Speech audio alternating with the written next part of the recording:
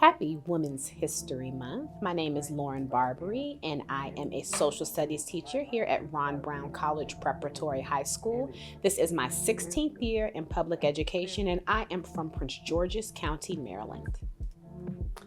So, what inspires me to be a teacher is my own child.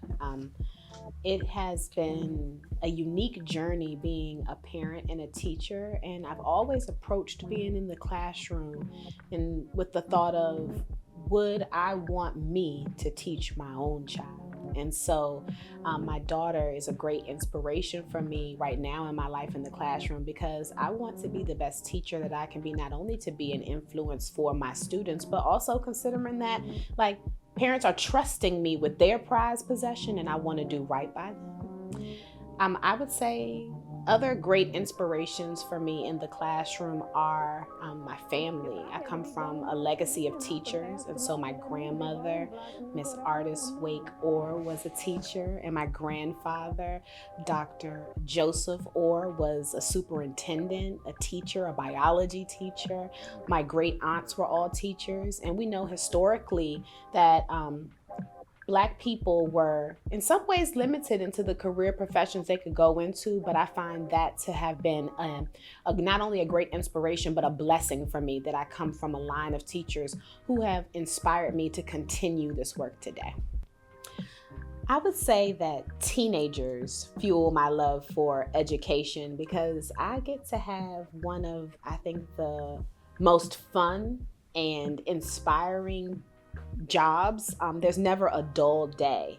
And so I could never see myself sitting behind a desk or just like crunching numbers or working in isolation. I tell myself, like, I'm extremely blessed and lucky to be in connection with teenagers. I think teenagers are extremely misunderstood, and it just is a blessing for me to be able to engage with them on a day-to-day basis, to pull out their strengths and to get to know like what it means to be a teenager in the 21st century. So I love teaching because I love to have fun, and teenagers do too. So it's a great place to be. My favorite book to read in class. Okay, I would have to say that my favorite book to read with students is called A Lesson Learned, and it was written by one of my good friends, Javon Brown.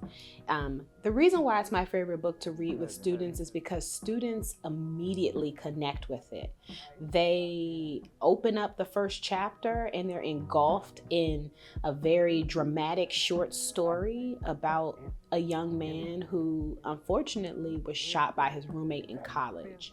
And because the book connects to college life, real experiences that students face, I've been able to use it to really push community circle in my classroom space. So going back to 2016, the first time that I read this book with my students, not only were they immediately attracted to the book, but they wrote their own stories exposing their life experiences. And it gave us a space to be truly vulnerable with one another. And so I feel like I get to know so much about who my students are through the reading of this book. Because my friend wrote it, I lived through some of the experiences. He interviewed 16 of his closest friends and about experiences that they encountered in college. And so it's nostalgic, but it also just opens the door for me to know who my students are. And so I've been using it for years to inspire students to write their own stories. And I feel like it's a true gift to the academic space. So I would say being a history and English teacher really allows for me to blend really important skills together in the classroom, which are reading and writing.